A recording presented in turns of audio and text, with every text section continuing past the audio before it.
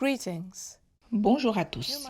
La forme humaine de la variole du singe a récemment été découverte dans plusieurs pays qui jusque-là ne l'avaient pas signalée, les États-Unis et le Canada par exemple.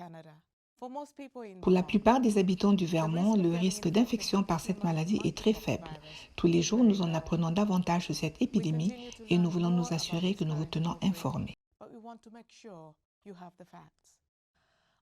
Contrairement au virus de la COVID-19 qui se propage principalement par voie aérienne, la forme humaine de la variole du singe se transmet principalement par contact étroit, c'est-à-dire de personne à personne et généralement par contact cutané.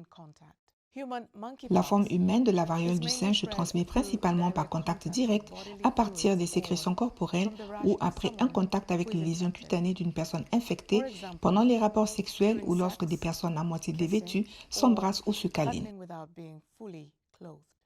Il est également possible de contracter le virus si vous avez un contact direct et prolongé avec le virus à travers l'utilisation d'objets appartenant à une personne infectée par le virus, tels que des vêtements, des serviettes ou des draps par exemple.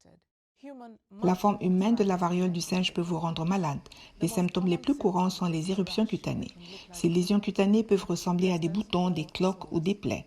Il peut aussi y avoir de la fièvre, des frissons, des douleurs musculaires, des maux de dos ou des maux de tête. La fatigue peut précéder une éruption cutanée. La plupart des gens guérissent sans traitement médical en 2 à 4 semaines. Cependant, les lésions cutanées peuvent être douloureuses.